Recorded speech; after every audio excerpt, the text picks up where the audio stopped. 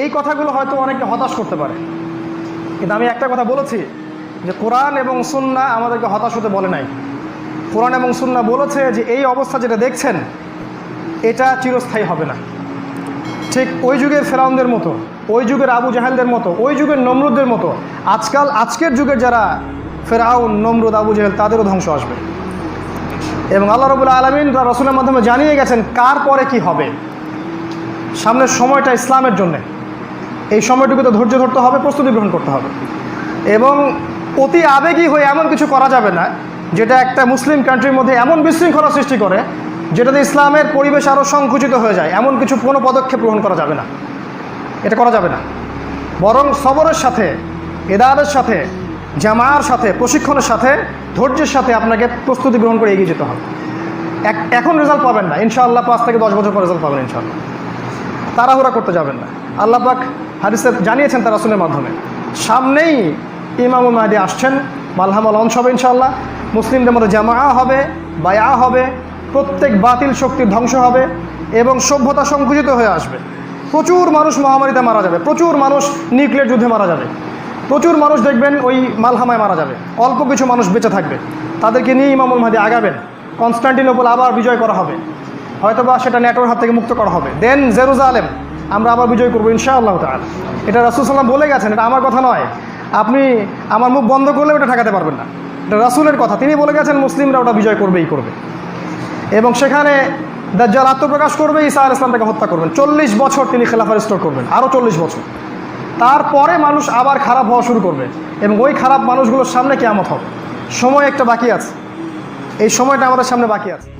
আপনার সংস্কৃতির শক্তি বলেন, প্রযুক্তির শক্তি বলেন, অস্ত্র শক্তি বলেন, মিলিটারি শক্তি বলেন, অর্থনৈতিক শক্তি বলেন এবং পলিটিক্যাল শক্তি বলেন, এই শক্তিগুলোকে বাদ দিয়ে আল্লাহর পথের চূড়ান্ত বিজয়, জিহাদ এবং ইসলামের এই দিন প্রতিষ্ঠার খেলাফা আদৌ সম্ভব নয়, আদৌ সম্ভব নয়। কারণ রাসূলুল্লাহ সাল্লাল্লাহু আলাইহি ওয়াসাল্লাম মদিনায় হিজরত ততক্ষণ পর্যন্ত করেন নাই যতক্ষণ সেখানে একটা কমিউনিটি গড়ে ওঠে নাই, ইউনাইটেড কমিউনিটি গড়েছেন, তারপর গিয়েছেন। তিনি ততক্ষণ পর্যন্ত বদর যুদ্ধ করেননি যতক্ষণ পর্যন্ত ইসলামিক ইকোনমিক সেক্টরটা ডেভেলপ না করে। তিনি আগে কাফেলাগুলো অ্যাটাক করেছেন, তারপরে বদরে গিয়েছেন। তিনি প্রশিক্ষণ দিয়েছেন, সামরিক প্রশিক্ষণ দিয়েছেন, তারপরে বদরে নিয়েছেন। তিনি মুসলিমদের জামা গঠন করেছেন, লসগুলো বাস্তবায়ন করেছেন, দেন তিনি রাষ্ট্র গঠন করেছেন, তারপর বদরে গিয়েছেন। বেসিক কাজগুলো না করে শুধু লাফালেই হয় না যে সাবিলুনা আল জিহাদ কাইফা তুজাহিদুনা ফি সাবিলিল্লাহ। এই শক্তিগুলো ছাড়া আপনারা কীভাবে আল্লাহর পথে জিহাদ করবেন? যখন মদিনার গুরুত্ব কমে যাবে আর জেরুজালেমের গুরুত্ব বেড়ে যাবে। আমি কি বুঝাতে পারছি? দাজ্জাল ততক্ষণ বের হবে না যতক্ষণ মুসলিমরা কনস্টান্টিনোপল জয় না করছে, আর ঈসা আলাইহিস সালাম ছাড়া কেউ তাকে হত্যা করতে পারবে না।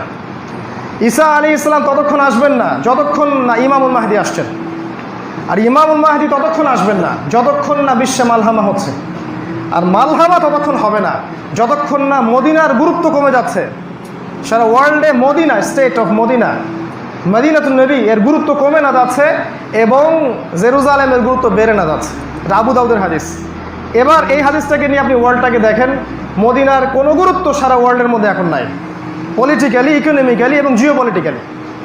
ওটা একটা ট্যুরিস্ট জায়গা, আমরা যাই ইবাদত করে চলে আসি, সেখান থেকে সারা ওয়ার্ল্ডকে রুল করা হয় না। যেমনটা নবীর সময় করা হতো, যেমনটা ইবনুল খাত্তাবের সময় করা হতো, যেমনটা আবু বকর সিদ্দিকের সময় করা হতো, এমনটা এখন হয় না। এখন টোটালি ওয়ার্ল্ডটা নিয়ন্ত্রিত হচ্ছে জেরুজালেম কেন্দ্রিক এবং ডে বাই ডে সে তার শক্তি বর্ধন করবে, সে আরবদেরকে নিয়ন্ত্রণ করে ফেলবে। তার গ্যাস, তার তেল, তার ডলার, তার petro dollar, every single sector Israel নিয়ন্ত্রণ করে ফেলবে এবং অলমোস্ট সেটা করে ফেলেছে। এই জন্যে আমরা দেখছি যে আরবের গলফ কান্ট্রিগুলো তাদের সাথে মিউচুয়াল আন্ডারস্ট্যান্ডিং আছে, বন্ধুত্বসুলভ আচরণ, তাদের সাথে মৈত্রী চুক্তি করছে এবং তাদের দেশটাকে তারা ওদের সামরিক ঘাঁটি স্থাপনের কেন্দ্র বানিয়েছে। আল্লাহ পাক আরও বলেছেন, এই সূরার মধ্যেই আছে, লাতাজিদান্না, হে নবী আপনি দেখবেন, অবশ্যই দেখবেন, আশাদ্দান নাস আদাওয়াতান লিল্লাযিনা আমানু আল ইয়াহুদ ওয়াল্লাযিনা আশরাকু। আল্লাহর কথা এটা এই সূরার মধ্যে আছে। আল্লাহ পাক বলছেন, হে নবী মুহাম্মদ সাল্লাল্লাহু আলাইহি ওয়াসাল্লাম আপনি দেখবেন মানুষের মধ্যে মুমিনদের সাথে সবচেয়ে বেশি শত্রুতা জ্ঞাপন করে দুই শ্রেণীর মানুষ। এক শ্রেণী হচ্ছে আল ইয়াহুদ, আল্লাহ বলেছেন আল ইয়াহুদ ওয়াল্লাযিনা আশরাকু, এবং যারা শিরক করে, মুশরিক। এবার কি বুঝতে পারেন ওয়ার্ল্ডে জিও পলিটিক্স কেমন করে যাচ্ছে? কেন আপনার প্রতিবেশীকে তারা ডাকছে? নেতানিয়াহু কেন এত এইভাবে সারা ওয়ার্ল্ড ওয়াইড সে তার অ্যালায়েন্স তৈরি করছে কেন?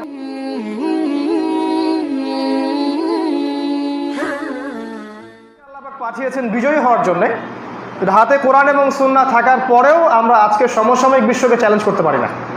আমার হাতে কোরআন আছে, আর এক হাতে সুন্নাহ। কোরআন মানে আল্লাহর কালাম, সুন্নাহ মানে রসুলের হাদিস, এই অভ্রান্ত সত্যের উৎস হাতে থাকার পরেও দেখেন খেয়াল করে আজকে আমরা মুসলিমরা ওয়ার্ল্ডের কোনো কিছুকে চ্যালেঞ্জ করতে পারি না। আমরা ইউনাইটেড নেশনসকে চ্যালেঞ্জ করতে পারি নাই, আমরা ওয়ার্ল্ড ব্যাংককে চ্যালেঞ্জ করতে পারিনি, আমরা IMFকে চ্যালেঞ্জ করতে পারি নাই, আমরা এই জায়নিস্ট মুভমেন্টকে চ্যালেঞ্জ করতে পারি নাই, আমরা স্টেট অফ ইসরায়েলকে চ্যালেঞ্জ করতে পারি নাই, আমরা পশ্চিমা সভ্যতার যত দর্শন আছে, ওদের এডুকেশনাল শির্ক, ওদের পলিটিক্যাল শির্ক, ওদের মতবাদগুলা, ওদের ডেমোক্রেসি, ওদের সেকুলারিজম, ওদের কমিউনিজম, ওদের ন্যাশনালিজম, ওদের মিডিয়া, ওদের প্রযুক্তি, ওদের পর্নোগ্রাফি, ওদের মাদক, কোনো কিছুকে চ্যালেঞ্জ করতে পারি নাই কোরআন সুন্নাহ হাতে থাকার পরেও। এই ব্যর্থতার দায় কে নিবে? এই ব্যর্থতার দায়টা নিবে থাকে। এখন এই জায়গায় যদি কিছু মানুষ উঠে আসেন যাদেরকে আল্লাহ পাক কোরআন সুন্নাহর জ্ঞান দিয়েছেন, পাশাপাশি এই বৈষয়িক জ্ঞানগুলো দিয়েছেন, আলহামদুলিল্লাহ, এই দুটো জ্ঞানকে কাজে লাগিয়ে যারা এগুলোকে চ্যালেঞ্জ করতে পারে এদেরকে এখন সবচেয়ে বেশি সমাজে প্রতিবন্ধকতার শিকার হতে হচ্ছে। এর চেয়ে বড় আফসোসের জায়গা আমাদের নাই। তবে আমরা জানি সামনে কি হতে যাচ্ছে ইনশাআল্লাহ তাআলা। এরপর যা হবে এর দায়ভার তারা বহন করবে, যারা উম্মার স্কলার, যারা উম্মার আলেম, মুফতি, মুহাদ্দিস, তারা বহন করবেন উম্মার সামনের ভয়ঙ্কর দিনগুলোর বোঝা। আগামী 5 থেকে 10 বছরের মধ্যে এই বাংলাদেশের প্রেক্ষাপট এবং সাবকন্টিনেন্টে মুসলিমদের উপর যে ম্যাসাকারটা আসতে যাচ্ছে এর দায়ভার তারা বহন করবেন, আমরা বহন করব না, আমি বহন করব না। এখান থেকে আমি মুক্ত। আল্লাহ পাক যতটুকু সময় সুযোগ জ্ঞান দিয়েছেন বলে গেছে। কেউ বোঝার চেষ্টা করেছে, কেউ করে নাই। যারা করে নাই তাদেরকে নিয়ে আমার মোটেও মাথা ব্যথা নাই। আমরা জানি যে মালহামার সামনে, আমরা জানি নিউক্লিয়ার যুদ্ধ সামনে আসতে যাচ্ছে, আমরা জানি এদেশের মুসলিমদের উপরে একটা স্ট্রিম রোলার চলবে নির্যাতনের সামনেই অচির অপেক্ষা করতে থাকে। আমরা জানি গাজওয়াতুল হিন্দ সামনে, আমরা জানি সামনে পেপার মানি উঠে যাবে, ইলেকট্রনিক মানি সামনে আসবে, আপনার ব্যাংক অ্যাকাউন্ট পড়ে যাবে, আপনার ইকোনমিক স্যাংশন আসবে, পলিটিক্যালি আপনাদেরকে ডমিনেটেড করা হবে। এবং যারা এখন তাদের হয়ে কাজ করছেন তাদেরকে তারাই তাদেরকে ধ্বংস করবে। এখন যারা বিদেশি প্রভুর তাবেদারি করছেন, বিদেশি প্রভুরাই তাদেরকে মাটির তলে পিষে মিটিয়ে ফেলবে। এটা তাদের পরিণতি লিখা হয়ে গেছে, কদিয়াল আমর, তাকদির লিখা হয়ে গেছে। ওই যে পাকিস্তানের ফর্মার প্রেসিডেন্ট পারভেজ মোশাররফ থেকে শিক্ষা নিতে হবে। কোলে তুলে পশ্চিমা নেটওয়ার্কে ফেলে দিয়েছে। ওদের চরিত্রই ওইটা, ওরা মুসলিমদেরকে কোলে তুলে নিবে যাতে একটা মুসলিমদেরকে দিয়ে আরেকটা মুসলিমকে শেষ করা যায়। ওদের স্বার্থ যখন উদ্ধার হয়ে যাবে তখন এই মুসলিমকে তারা আবার মাটিতে জাহান্নামে ফেলে দিবে। এটাই তারা করবে। অতএব কেউই বিপদমুক্ত নয়, না আম জনতা, না আলেম ওলামা, না আমাদের এমপি মন্ত্রী, না আমাদের এই সরকার, কেউই আশঙ্কামুক্ত নয়। সবার উপরে বিপদ চেপে আসে। এই জায়গায় এসে যদি আমরা কোরআন এবং সুন্নাহর কাছে আসতে না পারি এবং কোরআন সুন্নাহকে দিয়ে ওয়ার্ল্ডকে ডিল করতে না পারি, আল্লাহর কাছে ইস্তেগফার করে ফিরে না আসি এবং সবার মাঝে হৃদ্যতা, ভালোবাসার একটা মৈত্রী বন্ধন, ঐক্য সৃষ্টি করতে না পারি, এই দেশের মুসলিমদের ধ্বংস কেউ ঠেকাতে পারবে না, কেউ না। আমরা পার পেয়ে যাব না। যারা ভাবছেন 5 ওয়াক্ত নামাজ পড়ছেন তারাও পার পেয়ে যাবেন না। যারা প্রোটেস্ট্যান্ট মুসলিম মনে করছেন আমি ইসলাম ভালো ফলো করছি, তসবিহ টিপছি, আমি সময় লাগাচ্ছি আল্লাহর পথে দাওয়া দিচ্ছি, কেউই সেফ না। এবং যারা এই মুসলিমদেরকে মনে করছেন তারা মৌলবাদী, জঙ্গি, সন্ত্রাসী, তারাও সেফ না। তাদেরকেও তারা সেফ থাকতে দিবে না। মালহামা বিশাল ব্যাপার। পুরো ওয়ার্ল্ডের নিয়ন্ত্রণ এখন পশ্চিমা সভ্যতার কাছে, এই জায়নিস্টদের কাছে, এই ইসরায়েলের কাছে এবং তার যত মিত্র রাষ্ট্র আছে এদের কাছে। এই কথাগুলা কে বলতে পারবে? নিঃসন্দেহে সে বলতে পারবে যে জিও পলিটিক্স পড়েছে, যে ওদের ফিলোসফিগুলো পড়েছে, যে ইকোনমিক সেকশনে পড়াশোনা করেছে। না হলে আপনি কেমন করে ধরতে পারবেন ওদের প্রতারণাগুলো? আর আমরা এই কথাগুলো দরদ নিয়ে বলছি, কারো প্রতি কোনো রকম বিদ্বেষ পোষণ করে বলছি না, কারো প্রতি না। আমাদের উপরে যারা আছেন, আমাদের আলেম ওলামা যারা আছেন এবং আম জনতা যারা আছেন, সবাই আমার ভাই, সবার কল্যাণ খায়ের স্বার্থে কথাটা বলছি যে এই মহা বিপদ আমাদের উপর চেপে আসতেছে সামনে। এটা বোঝার জন্য আপনার এক্সটার্নাল জ্ঞান দরকার। আমি সাবজেক্টগুলোর কথা বারবার বলি, কোরআন, সুন্নাহ, history, world history, economics, philosophy, geopolitics এবং পলিটিক্যাল সায়েন্স, এগুলো আপনাকে জানতে হবে এবং ইন্টারনালি আপনাকে ভিতর থেকে নূর ও প্রজ্ঞা অর্জন করতে হবে। এটা আল্লাহর পক্ষ থেকে আসবে, এটা বাজারে কিনতে পাওয়া যাবে না। যখন মনে হিংসা থাকবে না, বিদ্বেষ থাকবে না, মনটা পবিত্র থাকবে, ফ্রেশ, তখন আল্লাহর পক্ষ থেকে নূর আসবে। দেন আপনি দেখবেন ওয়ার্ল্ডটা আগের ওয়ার্ল্ডের মতো নয়, এটা একটা ডিফারেন্ট ওয়ার্ল্ডে আপনি বাস করছেন।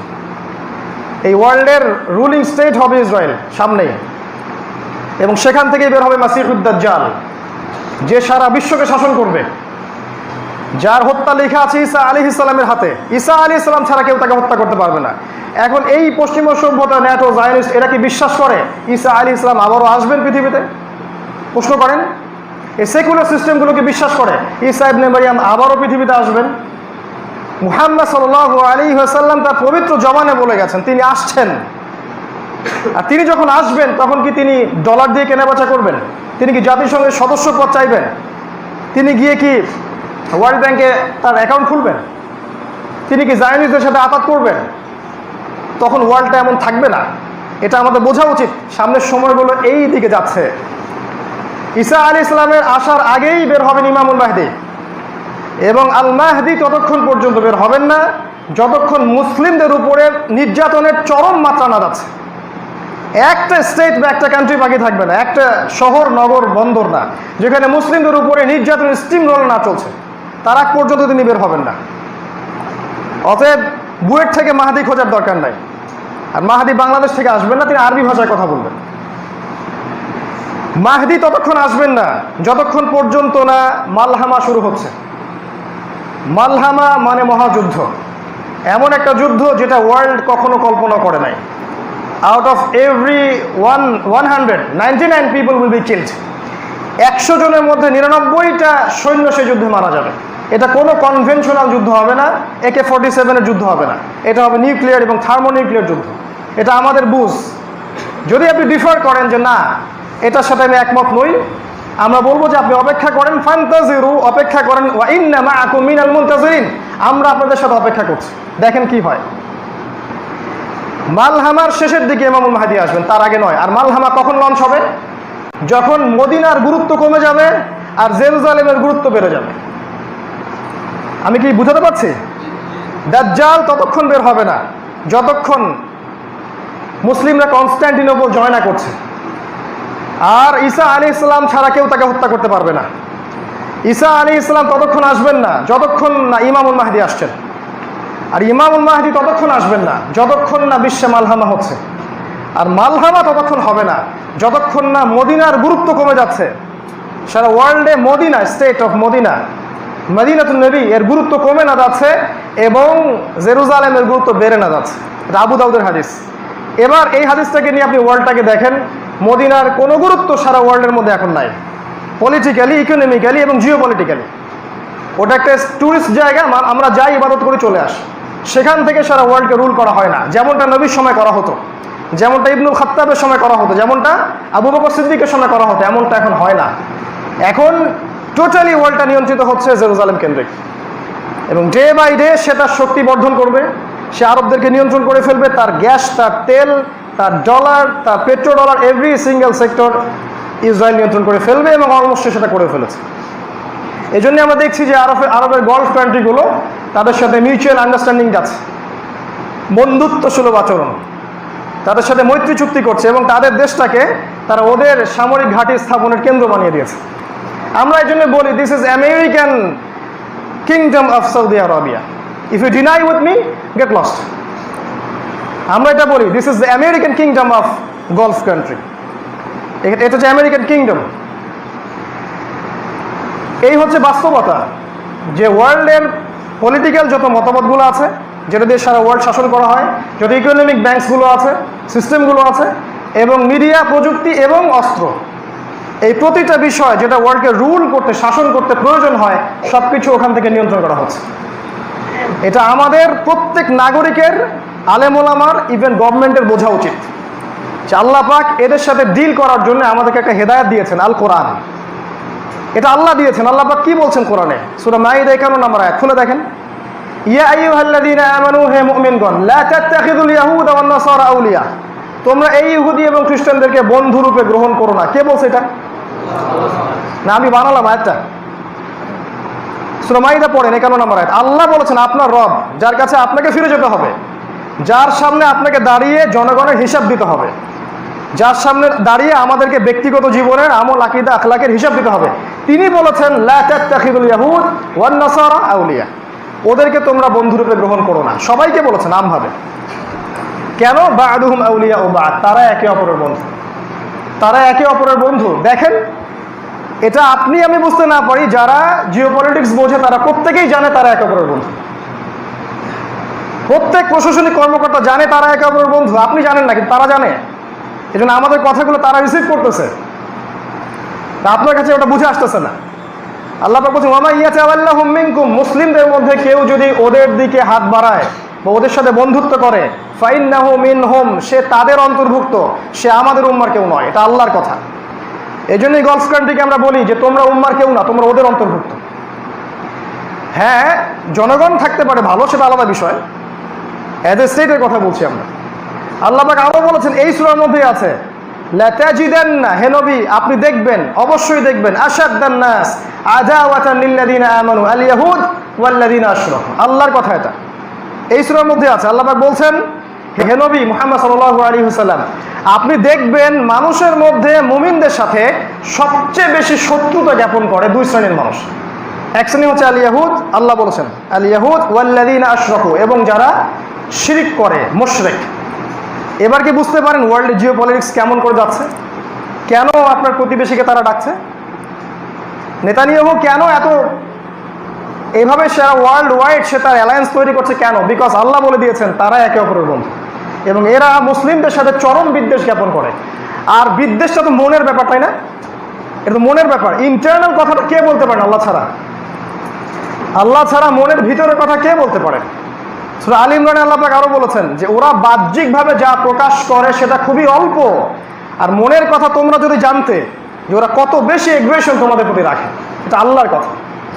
এখন কি হয়েছে বাস্তবতা? বাস্তবতা হচ্ছে আমরা এগুলোকে ডিনাই করছি।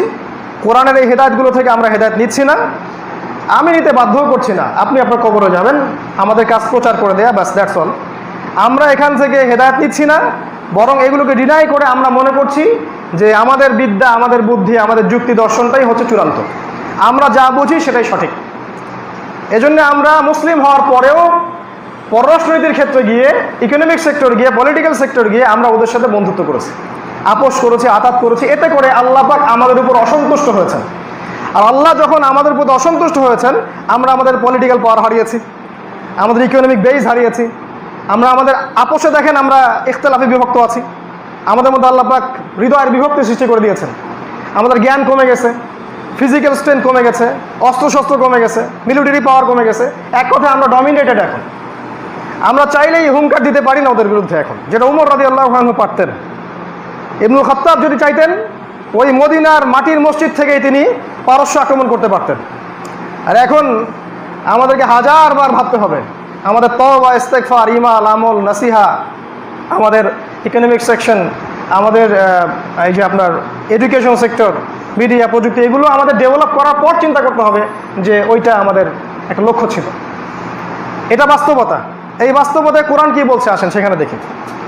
কোরআন আমাদেরকে বলছে যে যদি আমরা আল্লাহর কিতাবের পূর্ণাঙ্গ অংশটা মেনে নেই, যে কোরআনের মধ্যে আল্লাহ পাক যা বলেছেন এটাই হক, এটাই চূড়ান্ত, এটা মেনে নিয়ে যদি আমরা সামনে আগাই, আল্লাহ পাক বলছেন এ জাতি বিজয়ী হবে।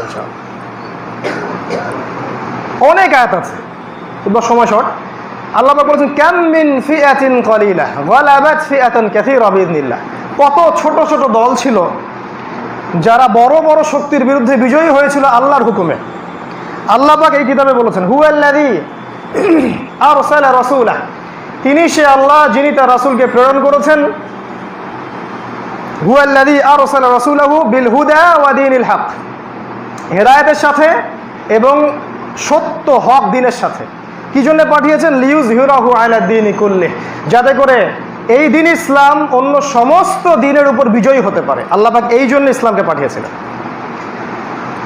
আল্লাহ পাক আরো বলেছেন সূরা নূরের মধ্যে যে তোমরা যদি ঈমান ঠিকমতো আনতে পারো এবং আমলে সালেহ করো, আল্লাহর সাথে শিরক না করো, লা ইস্তাখলিফান্নাকুম ফিল আরদ কামা ইস্তাখলাফাল্লাযীনা মিন ক্বাবলিকুম, তাহলে আল্লাহ পাক তোমাদেরকেই এই বিশ্বের খেলাফত দিবেন যেমন করে আল্লাহ পাক পূর্ববর্তীদেরকেও দিয়েছিলেন।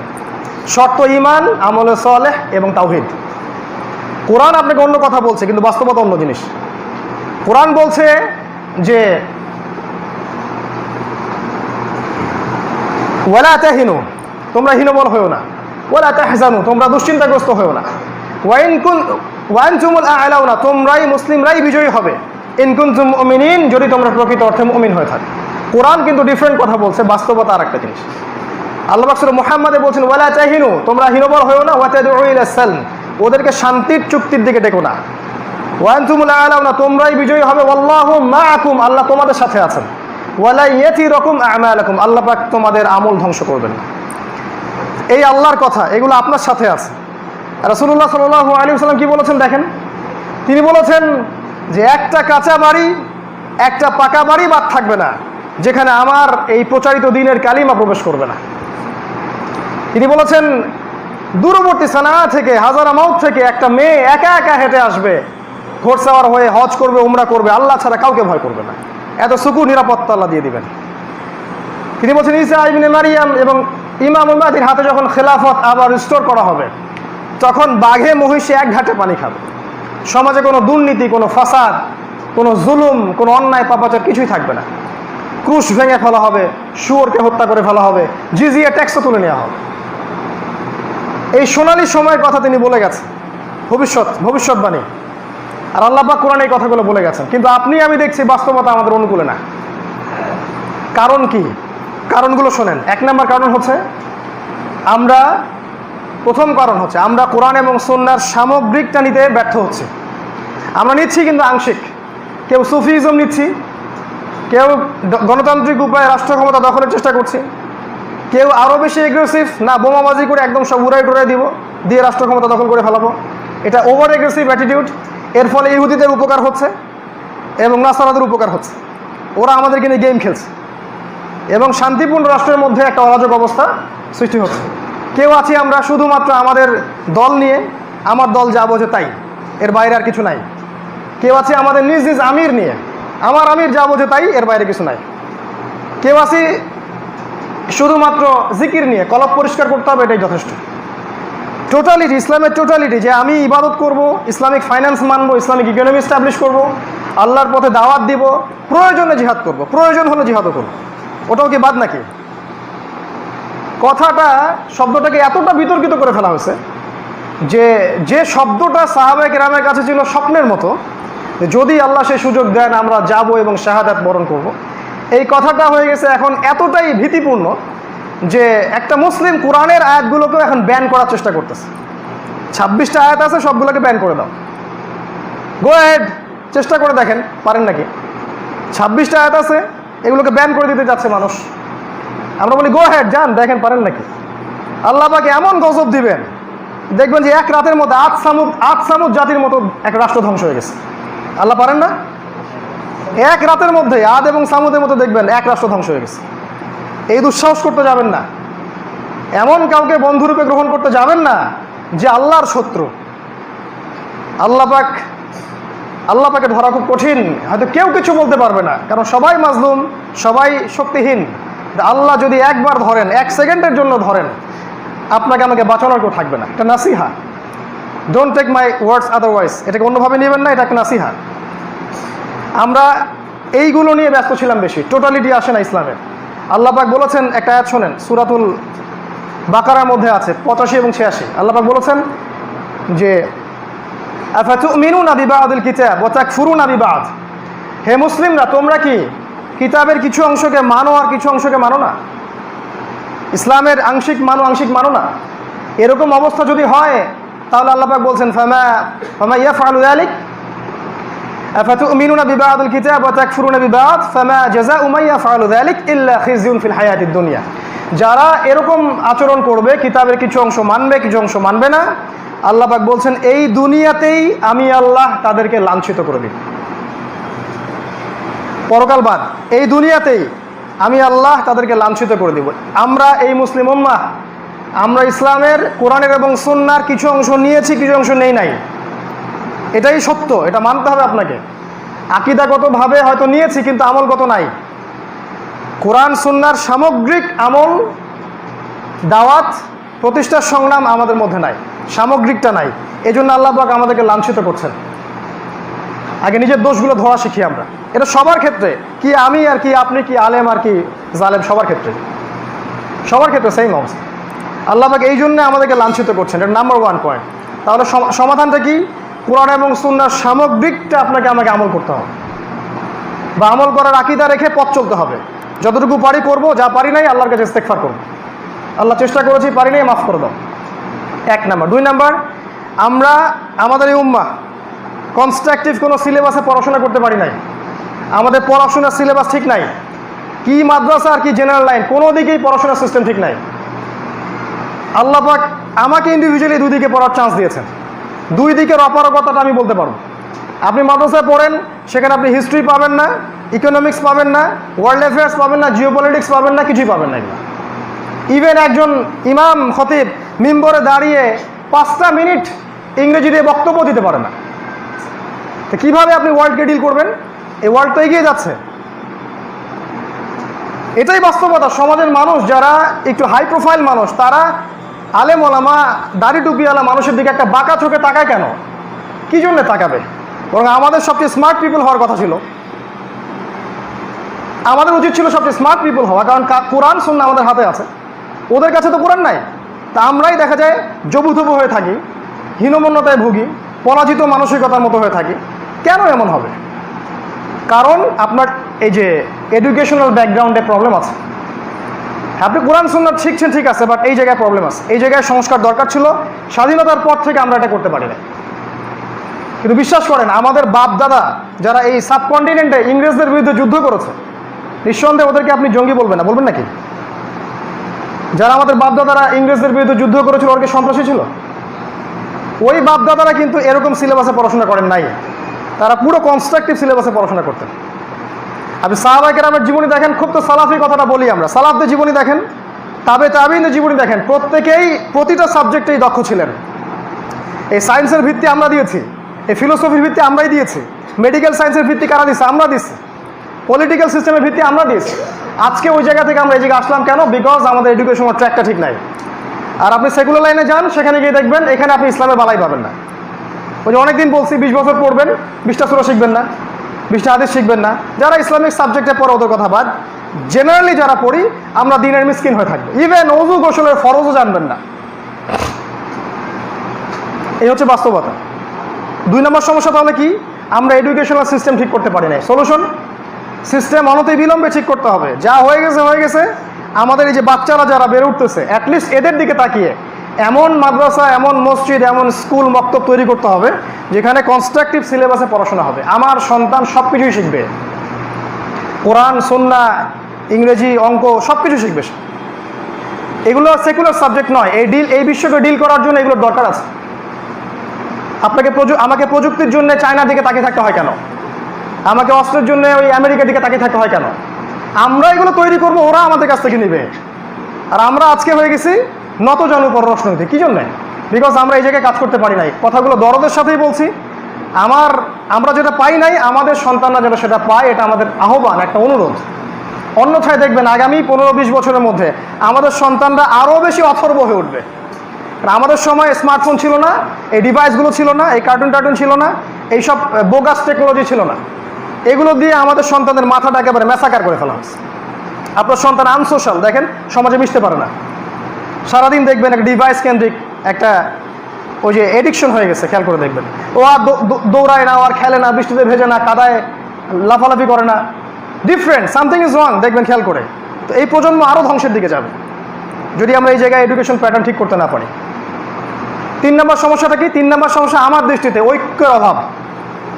যারা মুসলিমরা আমরা আছি, আমাদের মধ্যে কোনো রকমের ঐক্য আমরা দেখছি না।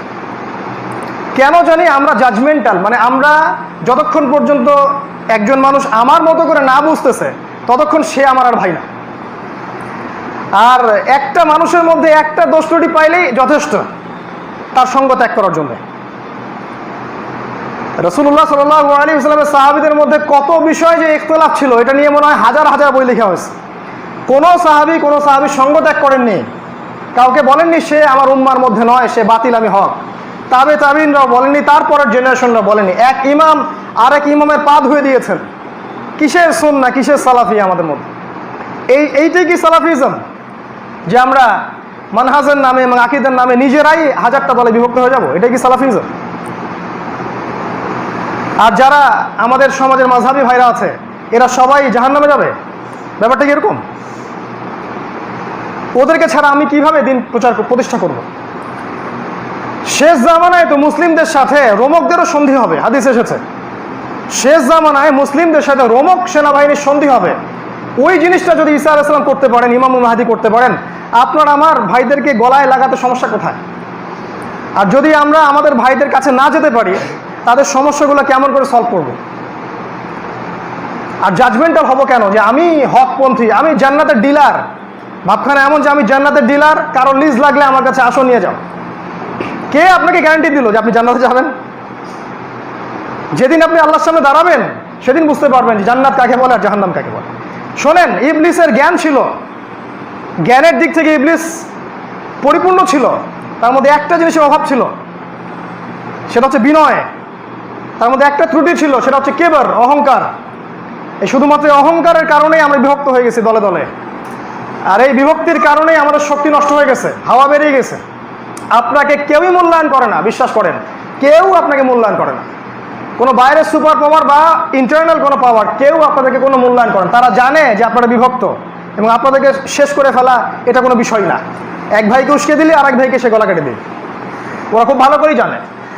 কারণ আমরা যখন বলছি যে সমস্ত ওলামায়ে কেরাম যারা হকপন্থী, যারা স্পষ্ট বেদাতি, স্পষ্ট মুশরিক, ওদের কথা বাদ দেন, যারা হকপন্থী ওলামায়ে কেরাম আছেন, তাদের উচিত একটা জায়গায় এসে বসা, তাদের মধ্যে একজনকে দায়িত্ব দেয়া বা একটা শুরা করা, এবং করে নিয়ে আমাদের জনসাধারণকে এগিয়ে নিয়ে যাওয়া ইসলামের রেভলিউশনের দিকে বা ইসলাম শান্তিপূর্ণভাবে প্রতিষ্ঠার দিকে। এটা কি বিগত 50 বছরে করা যেত না?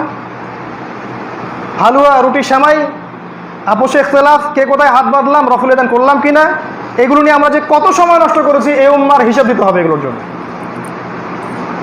আমি পার্সোনালি এগুলো থেকে মুক্ত। যদি এই মানহাজে কারো সমস্যা থাকে, আমি বলবো আপনি আপনার মানহাজ ফলো করেন, আমার কোনো অবজেকশন নাই। বাট অ্যাটলিস্ট আমাকে আমার চিন্তা লালন করতে দেন। আমি আপনার চিন্তায় লাঙ্গল ঠেলতে যাই নাই, এটা আমার কাজও না। এই অনৈক্যের জায়গাটা থেকে যদি আমরা এক জায়গায় আসতে না পারি, আগামী দিনে ইসলামের বিজয় সম্ভব না। ইসলামের বিজয় সম্ভব না এর অর্থ এই নয় যে শুধু কাফেররাই বিজয়ী হবে, তা নয়। বরং আপনি ঈমান, আমল এবং শান্তিপূর্ণভাবে আপনার ইবাদত বন্দেগী করার জায়গাটাও হারাবেন। যখন তারা শক্তিশালী হবে এবং তারা যখন মুসলিমদেরকে ডমিনেট করবে, তখন আপনি সলাতও ঠিক মতো আদায় করতে পারবেন না, আপনি যাকাতও ঠিক মতো দিতে পারবেন না, আপনি হক কথা স্পষ্ট করে মিম্বরে বলতেও পারবেন না, কোরআনে যা আছে আল্লাহর কালামটা প্রচার করতে পারবেন না। ওই যে কমিউনিস্ট রাশিয়ার দিকে দেখে নেন, চাইনিজ মাওসেতুংয়ের সময়গুলো দেখে নেন, এই যে মঙ্গলদের সময়গুলো দেখেন, যখন তারা আব্বাসীয়দেরকে ধ্বংস করেছিল। ইতিহাস ঘেটে দেখেন, যখনই কুফাররা বিজয়ী হয়েছে, তারা মুসলিমদের নামাজের অধিকারটা পর্যন্ত নষ্ট করে দিয়েছে। তো আমরা কি অপেক্ষা করছি ওই সময়ের জন্য? আমার তো মনে হয় আমরা অপেক্ষা করছি ওই সময়ের জন্য, আসুক, তারপর দেখা যাবে। একটা কথা খালি বলেছিলাম যে উম্মার ওলামায়ে কেরামদের একটা জায়গায় আসা উচিত, এতেই খারিজি হয়ে গেছি আমি, এই একটা কথার জন্যে। একটা কথা যে উম্মার ওলামায়ে কেরামদেরকে একটা জায়গায় আসা উচিত, তাদের মধ্যে একটা শুরা করা দরকার, একজনকে দায়িত্ব দেওয়া দরকার, এবং তার নেতৃত্বে এই উম্মাকে এগিয়ে নেওয়া দরকার। বাস, ট্যাগ লেগে গেছে খারেজি, খাওয়ারেজ। কি বুঝান জনগণকে? রাসূলুল্লাহ সাল্লাল্লাহু আলাইহি ওয়াসাল্লাম বলেছেন, ইয়াকতুলুনা আহলাল ইসলাম ওয়া ইয়াদউনা আহলাল আওসান। খারেজিদের এক নম্বর বৈশিষ্ট্য হচ্ছে তারা মুসলিমদেরকে হত্যা করবে, আর মুশরিক এবং ইসলামের শত্রু যারা, ওদেরকে ছেড়ে দিবে। এই ওয়ান উম্মাহ কনসেপ্ট কি এটার দিকে নিয়ে যাচ্ছে? সুবহানাল্লাহ। আর যদি না জেনে না বুঝে এই কথাগুলো বলে থাকেন, কোনো যাচাই বাছাই ছাড়াই, তাহলে এটাকে রাসূলুল্লাহ সাল্লাল্লাহু আলাইহি ওয়াসাল্লাম বলেছেন, এটাই হচ্ছে মিথ্যাবাদী হওয়ার জন্য যথেষ্ট। এটা হাদিসে আছে, একজন ব্যক্তির মিথ্যাবাদী হওয়ার জন্য এতটুকু যথেষ্ট যে কোনো কথা শুনলো, যাচাই বাছাই না করেই প্রচার করে দিল। এটা আল্লাহর রাসূলের কথা, আমার কথা নয়। এই জায়গায় আমাদের সবচেয়ে বেশি কাজ করা উচিত। আমার উদাত্ত আহ্বান থাকবে যে কাউকে বাদ দিবেন না, গভর্নমেন্ট হোক, সাধারণ জনগণ হোক, প্রশাসন হোক, আলেম ওলামা হোক, সবাইকে নিজের মনে করে চিন্তা করতে হবে। সবাই আমাদের অংশ, আমরা সবাই মুসলিম উম্মার অংশ। তাদের মাঝে অনেক ভালো মানুষ আছে, অনেকে আছে যারা ইসলাম পছন্দ করেন না, অনেক ভালো মানুষ আছে যারা ইসলামকে পছন্দ করেন। সবাইকে নিয়ে ইউনাইটেড কমিউনিটি করতে হবে, আদারওয়াইজ এ জাতির ধ্বংস কেউ ঠেকাতে পারবে না। কথা বিশ্বাস না হলে আপনি 5 থেকে 10 বছর অপেক্ষা করে দেখেন কি হয় আপনাদের সাথে। আমাদের কাজ ছিল পৌঁছে দেয়া, ব্যাস পৌঁছে দিয়েছি, আল্লাহ সাক্ষী আছেন। 4 নম্বর কাজ, 4 নম্বর সমস্যাটা দেখেন, ইকোনমিক সমস্যা। শেষ করছি এখন। আমরা আলাদা কোনো ইকোনমিক প্যাটার্ন তৈরি করতে পারি নাই যদি ইসলামিক ফাইন্যান্স, ইসলামিক ইকোনমিক্সের উপর দাঁড়িয়ে থাকবে, যেখানে কোনো সুদ থাকবে না, কোনো ঘুষ থাকবে না, কোনো রিবা, বোগাস মানি এবং IMF নিয়ন্ত্রিত এই যে ইকোনমিক স্যাংশন, টাকা মান পড়ে যাওয়ার ধসের যে সিস্টেম, এগুলো থাকবে না। এরকম কোনো ইকোনমিক্স আলাদা কোনো সিস্টেম, সেপারেট কোনো সিস্টেম আমরা লঞ্চ করতে পারি নাই বিগত 100 বছর থেকে। যারাই চেষ্টা করেছে ওদেরকেই পশ্চিমারা ধসিয়ে দিয়েছে, যারাই চেষ্টা করেছে, হোক সেটা টার্কি বা হোক সেটা মালয়েশিয়া বা এই যে আমাদের আফগান বা পাকিস্তান বা এই যে সিরিয়া, যারাই চেষ্টা করেছে, এবারে যে গাদ্দাফির কান্ট্রি লিবিয়া, যারাই চেষ্টা করেছে তাদেরকে ওরা ধসিয়ে দিয়েছে। কিন্তু আমাদের উচিত ছিল আলাদা কৃষিভিত্তিক, ব্যবসাভিত্তিক, জাকাত ভিত্তিক, গোল্ড অ্যান্ড সিলভার কেন্দ্রিক, যেখানে কোনো ইকোনমিক স্যাংশন থাকবে না, এমন একটা ইকোনমিক সিস্টেম দাঁড় করানো। আমরা পারি নাই। যতক্ষণ পর্যন্ত, শোনেন, যতক্ষণ পর্যন্ত ইকোনমিক্যালি একটা দেশ শক্তিশালী হয় না, ততক্ষণ পর্যন্ত এই জাতিকে কেউ ভয় করে না। আর যখন আপনি খাবারের জন্য অন্যের মুখাপেক্ষী, তারা আপনাকে মূল্যায়ন করবে না, স্বাভাবিক। আপনাকে হাদিস মনে করিয়ে দিই, দাজ্জালের কাছে রুটির পাহাড় থাকবে, মানে দাজ্জালের কাছে ইকোনমিক সিস্টেমের নিয়ন্ত্রণ থাকবে। সে চাইলে আপনাকে খাওয়াবে, চাইলে আপনাকে দুর্ভিক্ষ দিবে, হাদিসে আসছে। এটাই সেই সিস্টেম, যদিও দাজ্জাল একজন ব্যক্তি। এটা আমরা করতে পারি নাই। এখন কি সম্ভব না? সম্ভব, 0.5% সম্ভব। আমার অবজারভেশন, এমনভাবে রিবা আপনাকে ঘিরে ফেলছে, এখান থেকে বের হওয়াটা এখন 0.5% পসিবল। কীভাবে সম্ভব হতো? যদি আমরা অ্যাজ এ কমিউনিটি এটা বুঝতে পারতাম, ইকোনমিক সেকশনে কাজ করতাম, বিকল্প অর্থনৈতিক ব্যবস্থা প্রতিষ্ঠার চেষ্টা করতাম এবং সরকার বা অন্যদের কাছে উপস্থাপন করতাম যে এই সিস্টেমটাও ভালো, এটাও অ্যাপ্লাই করা যায়। অনেকেই আমাদেরকে বলে যে আপনারা রিবার এগেনস্টে কথা বলেন, কখনো তো বলেন না কিভাবে রিবাকে বাদ দিয়ে, সুদকে বাদ দিয়ে ইসলামিক ফাইন্যান্স চালু করা যায়। কই মেম্বার থেকে তো বলেন না। কথা তো ঠিকই আছে, আমি একমত কথার সাথে। অনেক মাহফিলই তো বলে বেড়ান না, বিকল্প সিস্টেমটা দেন। কোন সিস্টেমে আপনি ইকোনমি দাঁড় করাবেন? কোথায় সিস্টেম? ইকোনমিক্স নিয়ে পড়াশোনা করে নাকি কোনো মাদ্রাসায়? একটা মাদ্রাসায় ইকোনমিক্স সিস্টেম, ব্যাংকিং, ফাইন্যান্স বা ইসলামিক মনিটরিং নিয়ে পড়াশোনা আছে? নিজের সাথে ফেয়ার হওয়া দরকার, নিজের অনেস্ট হওয়া দরকার যে আমাদের এই জায়গায় সমস্যা আছে, এই সমস্যাগুলো দূর না করা পর্যন্ত আমরা সফল হতে পারবো না। অতএব ইকোনমিক সিস্টেমে আসেন। সূরাতুল কাহফ আপনাকে হেদায়েত দিবে, সেখানে লেখা আছে কিভাবে ইকোনমিক সিস্টেম দাঁড় করাতে হবে। সূরাতুল মাইদায় আছে, সূরাতুল আনফালে আছে, ওগুলো পড়েন। সূরা তওবায় আছে, দেখেন আপনাকে আল্লাহ পাক হেদায়েত দিয়েছেন কিভাবে আপনি দাঁড় করাবেন। আল্লাহ পাক বোঝার তৌফিক দিক। আরেকটা বলে শেষ করছি, আরেকটা বড় মেজর সমস্যা ছিল আমাদের, সেটা হলো যে আমরা আমাদের স্বতন্ত্র নেতৃত্বের জায়গাগুলো প্রতিষ্ঠা করতে পারি নাই। কীরকম? যেমন যদি আমরা ওয়ার্ল্ডকে রুল করতে চাই, ইসলামের বিজয় চাই, ইসলাম সারা বিশ্বে ছড়িয়ে যাক এটা চাই, তাহলে আমাদের প্রয়োজন ছিল একটা স্বতন্ত্র মিডিয়া, স্বতন্ত্র সংস্কৃতি, স্বতন্ত্র টেকনোলজি, প্রযুক্তি, এই বিষয়গুলো আমাদের প্রয়োজন ছিল। এগুলো ছাড়া আপনি এই বিশ্বে চলতে পারবেন না। বিগত 100 বছরে স্কলারশিপ অফ ইসলাম, ইসলামিক স্কলারশিপের দিকে তাকিয়ে দেখেন, আমরা কি আলাদা করে এমন কিছু প্রতিষ্ঠা করে জনগণকে দিতে পেরেছি? উত্তর না। যদি নাই হয়ে থাকে উত্তর, তাহলে মনে রাখবেন এই শক্তিগুলো ছাড়া, মিডিয়ার শক্তি, তো এগুলো আমাদের সমস্যা। এই সমস্যাগুলো থেকে উত্তরণের জন্যে আমার নাসিহা, এডুকেশন সেক্টরটা ডেভেলপ করতে হবে। আমাদের ঊর্ধ্বতন কর্মকর্তাদেরকে বোঝাতে হবে দাওয়াটা টোটাল ইসলামের দাওয়া, ইসলামের দাওয়াটা সমাজে প্রচার করতে হবে, টোটালটা, আংশিক না। ঐক্যের দরকার আছে, একটা প্ল্যাটফর্ম দরকার হতে হবে। উম্মার মধ্যে আলেম ওলামাদেরকে নিয়ে এক জায়গায় বসতে হবে।